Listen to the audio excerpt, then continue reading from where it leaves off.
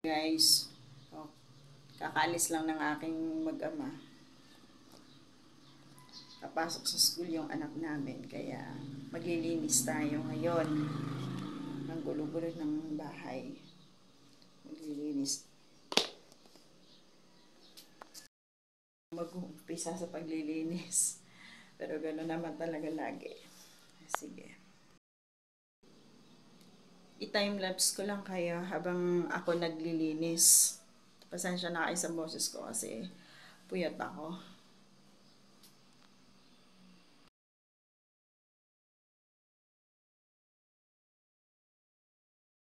Na tayo dito.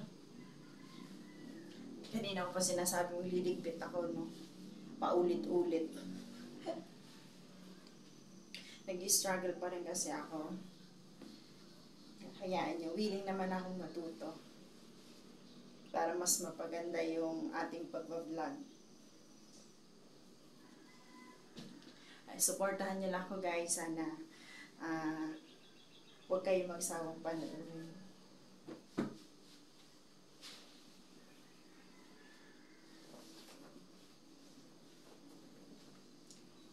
Itong nililigpit ko,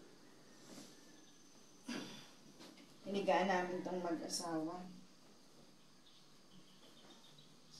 Dito kasi kami natutulog sa sala. Sa kwarto yung anak namin. Dati kasi tabi-tabi kami sa kwarto. Malaki na kasi siya. Kaya kailangan niya ng matutong matulog mag-isa.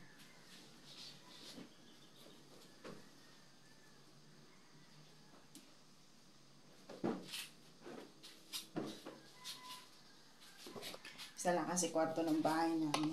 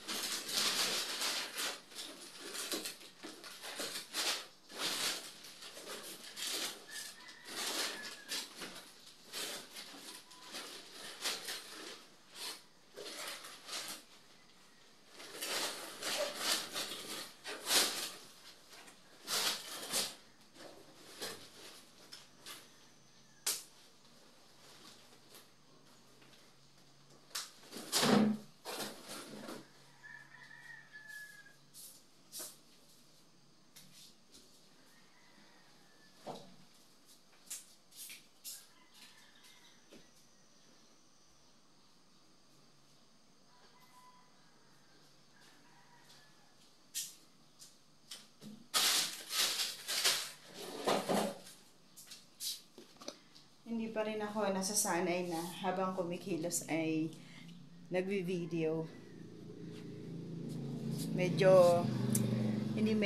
Talagang nag-i-struggle talaga ako. Pero syempre, gusto natin gawin to, gusto natin mag-vlog, diba? So, aralin. Andito tayo sa kwarto ng anak namin.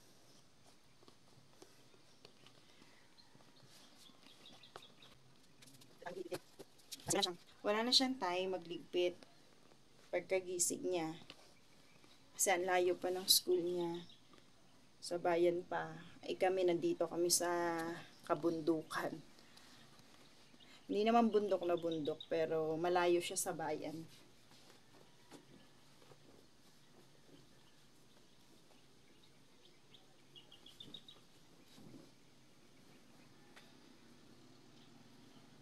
Pero pag wala siyang pasok, pagkagising niya, gigising yun ng tanghali na, syempre, yun lang yung time niya na matulog siya ng maaga. Ay, matulog ng matagal. Antok pa talaga ako, guys. Kaya, minamadali ko kasi para makatulog pa. Ang dami-dami ko pang gagawin.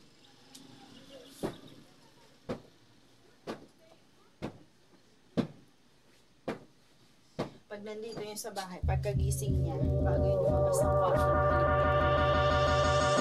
higaan niya.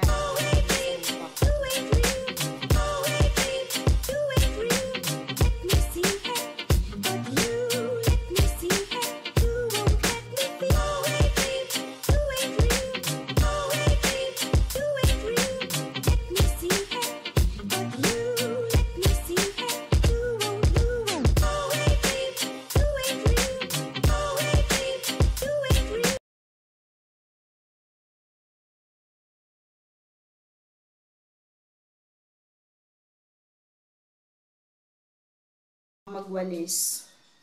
Ang ganda ng umaga sa labas. Papakita ko sa inyo guys. Kasi nasa gitna kami ng mga palayan.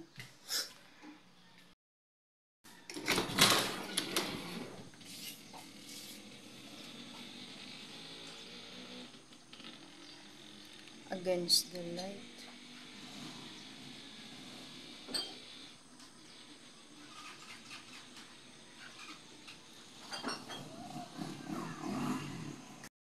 Lang yung kuha natin doon. Pero makapal yung ma-fog. Pero sana lang, fog siya, hindi siya yung smog kasi nung mga nakaraang buwan yata, last month, akala namin, ang tawag dito, yung hamog. Yun, akala namin hamog siya. Yung pala, pasensya na kayo guys sa mga nakikita nyo ha, talagang magulo pang bahay pag umaga. Linisin natin yan lahat ngayon. Kasi pag umaga dito, pag ganyan mga Vermont na, talaga nagkakaroon ng fog kasi malamig dito sa amin. Malamig dito. So, nung mga nakaraang buwan, magkatid kami ng anak namin sa school. Akala namin, napakakapal nung fog. Yun pala, kasi malamig din ang panahon, yung pala, smog siya, hindi siya fog. So, delikado sa kalusugan. Kaya, simula nung nagkasakit yung aking asawa, yung aking anak, nagsalitan silang mag-ama. Ako lang hindi tinamaan. Pero sumasama-sama yung pakiramdam ko, pero kaya naman ang resistensya labanan. Sakitin kasi yung mag-ama ko. Hindi sila kagaya ng katawang malakas. Siya, malakas. Ayun. Papakita ko sa iyo dito sa bintana namin yung view ng umaga. And guys, di ba ang ganda? May fog siya. O, kita nyo ba yung fog? Ayan. Di ba ang ganda ng ang ganda ng kagubatan sa umaga. Ayan o. Ayan, sa may bintana namin to. Ito yung view dito sa may lababo. Yan, pag naguhugas ako ng plato, yan yung nakikita mo. Kaya very relaxing. Kaya lang, minsan, yung bubungkasan na yan, bigger yan. Siyempre, hindi maiwasan. May maaamoy ka talaga dun. Pero sanayan lang yan. Pero, hindi sa amin yan ha. Sa may-ari ng apartment namin. Kasi nangungupahan lang kami guys. Yan, ang dumi na bintana namin na kasi luma na yan siya. Kalawang yan guys. Kalawang yan siya. Yan. Yan. Hindi ko kayo mailusot doon sa baka mahulog kayo. Ayan. Maghuhugas na tayo. Yan. Yan. Ganyang kagulo ang kusina kapag lalaki yung gumagalaw. Iba talaga kapag tayong mga babae ang kumikilos sa bahay. Kasi pag ako nagluluto dito, yan. Eh, gano'n naman talaga. Hindi naman tagalinis yung mga lalaki talaga. Hindi tagapaghanap buhay sila. Pero syempre tayo mga babae rin naman. Gumagawa habang busy tayo sa gawain bahay, magawa naman tayo ng paraan kung paano kumita. Kasi iba pa rin pag may sarili ka. Parang magiging proud ka sa sarili mo. Kaya kahit nandito lang ako sa bahay, akala na iba wala akong ginagawa. Linis-linis lang ng bahay, ganyan, mga gawaing bahay. Hindi nila alam minsan. Kapag dumarating yung pagkakataon na walang trabaho yung aking asawa, yun, ako ang gumagawa ng paraan. Kanya is maghuhugas na tayo ng plato. Lagay ko kayo dyan, ha? Yan, maghuhugas tayo. Saan ka ba kayo ilalagay dito?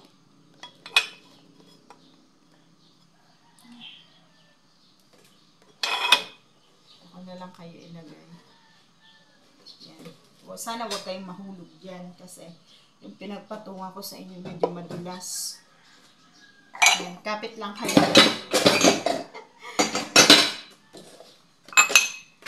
Kapit lang kayo dyan. Kapit lang sa akin.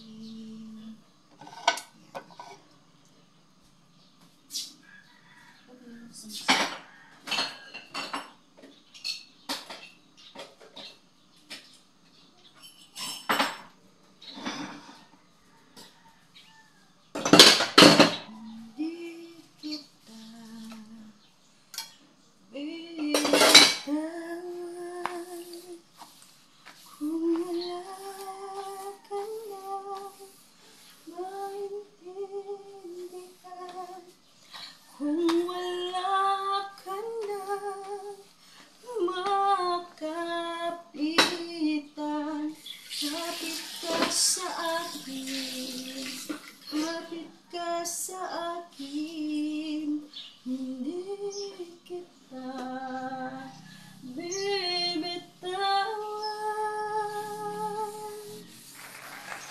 Napakanta pa tayo.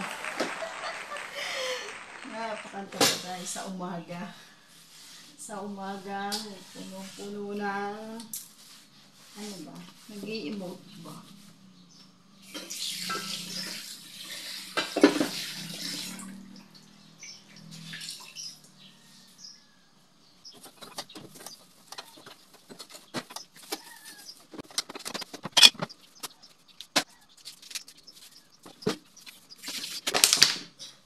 Itong vlog natin, puro na lang ito paglilinis ng bahay at paghuhugas ng plato. Although, siguro isang beses pa lang, isang beses, nakapag-upload na ako na. Nililinis din ako ng bahay, naghuhugas ng plato. Daily vlog naman kasi ito. Kumbaga, kung ano yung nangyayari sa araw-araw, yun yung magaganap, diba? Paulit-ulit naman yun.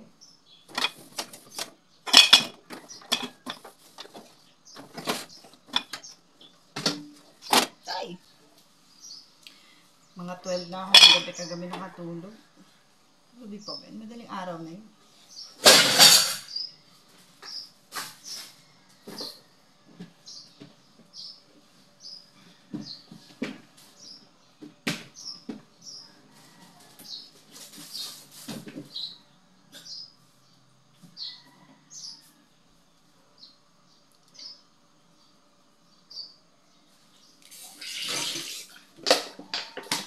Makikita nyo, talagang nag-i-struggle talaga.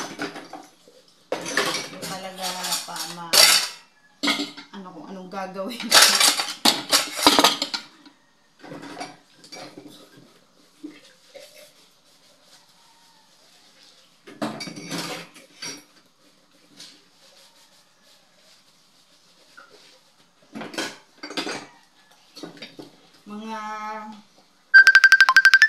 Ito, matahog po sa wait lang.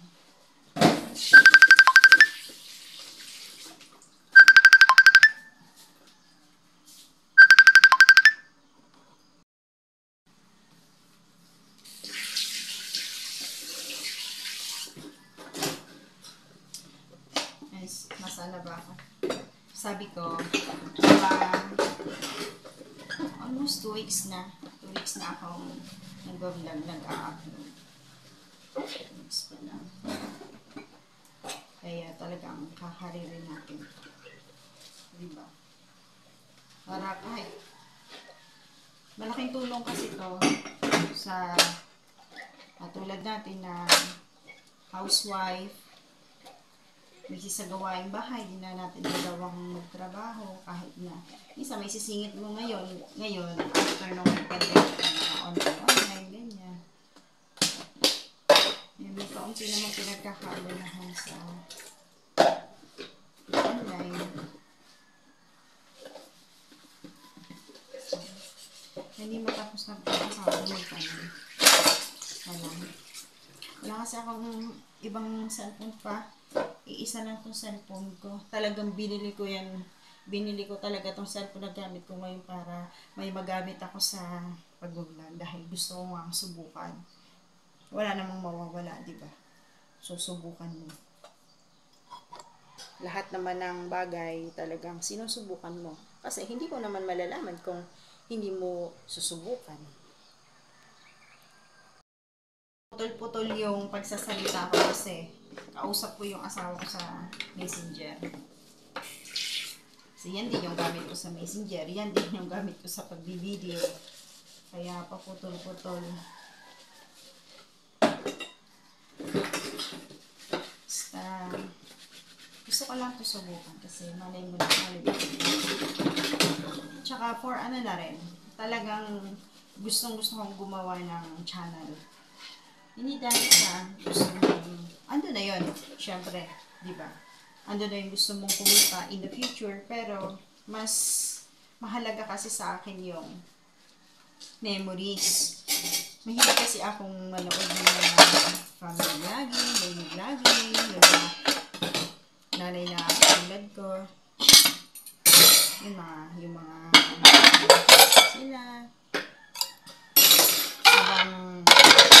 Abala sila sa paglilinis ng bahay, kasama nila yung pamilya nila, kumikita sila. And at the same time, for memories na rin ng family. Iba pa rin kasi yung video kaysa sa picture.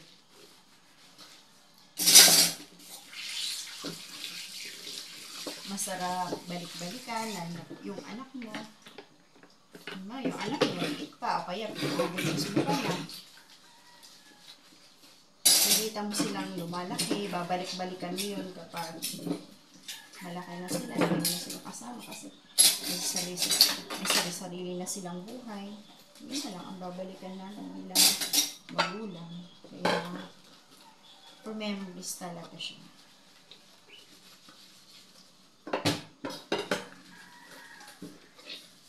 Kaya sana guys, nag-struggle na ako sa pag-vlog. Pagtsagaan nyo sanang panoorin yung mga videos ko. Sana magustuhan nyo yung content ko. As a housewife. Full-time na. Actually, isa lang naman ang anak ko. Isang babae, 12 years old. Nakatulog na lang. This October. Simple lang din ang buhay namin. Minsan meron, minsan wala.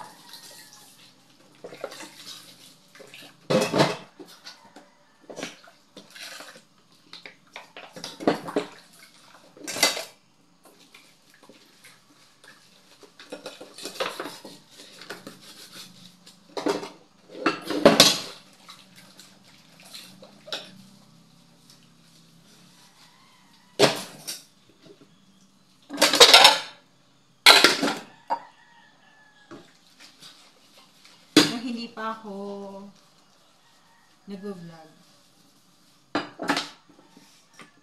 Matagal ko na kasi itong pinagplanuhan guys. Kaya lang, wala talaga akong time. Tsaka yung cellphone ko no, talaga yung luma siya. Full storage siya. Kaya hindi talaga ako pwedeng mag-edit.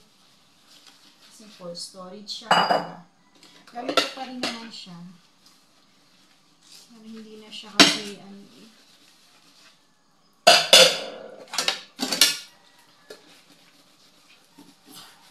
ngayon lang natuloy kasi marami akong iniisip na kaya ko ba ito?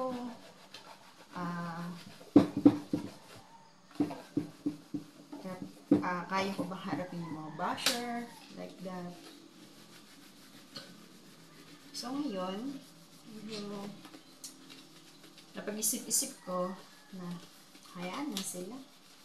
Wala naman silang magagawa sa buhay mo.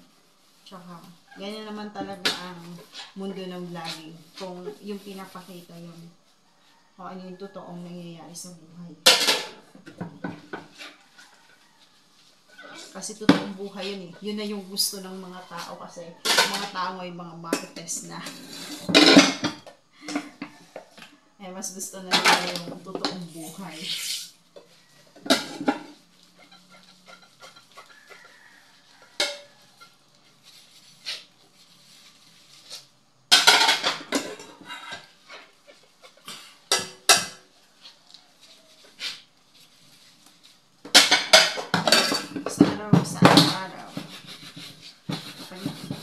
ka lang sa bahay, paulit-ulit ang ginagawa, naglilinis ka ng magugas ng plato, lalaba. Pag iniisip mo, pagising mo ng umaga, iniisip mo lahat ng gagawin mo. Talagang wala ka pang ginagawa, pagod ka na. Kasi nga, yung utak mo, saan-saan na nakakarating. Yung katawan mo, hindi pa kumikilos. Yung utak mo, naglilinis na, naglalaban na. Kaya, yung katawan mo, wala pang ginagawa, pagod na.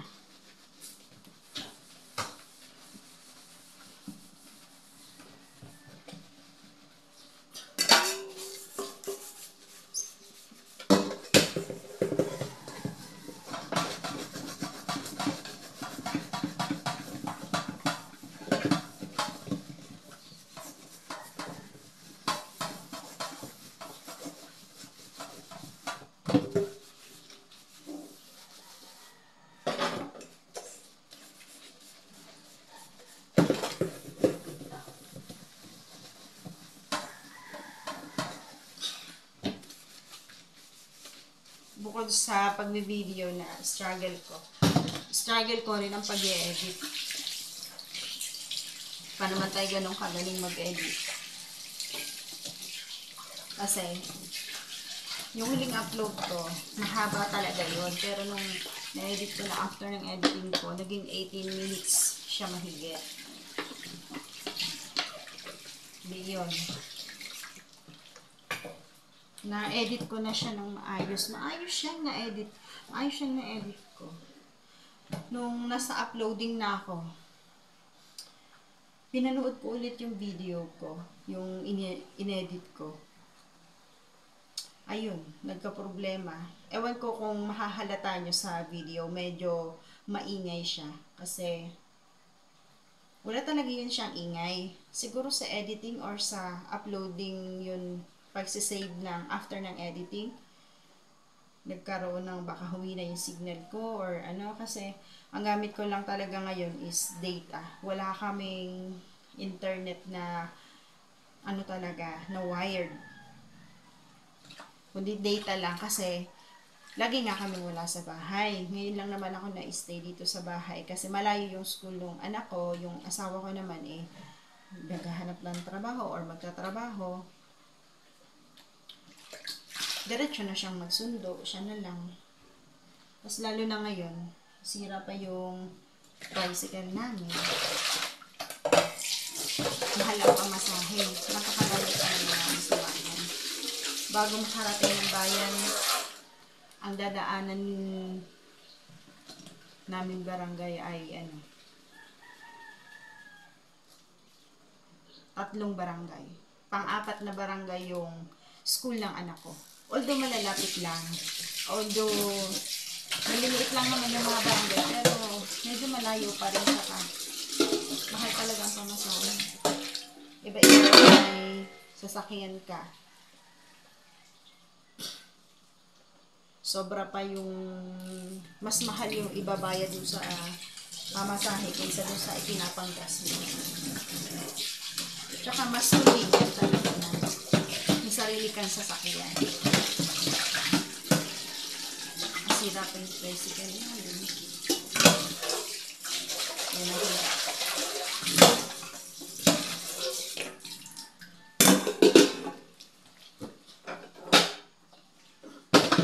Wala ka naman agad na mabubunot na pangpagawa. Medyo malaki yata yung gagastusin sa pagpapagawa. Kaya baka itambak na lang muna dito sa bahay at magkukumit na lang nila. Yun na lang, talagang napakagastos. Pero wala tayong magagawa. At yan ang buhay. Dapat pagkaanan at dapat lagpasan.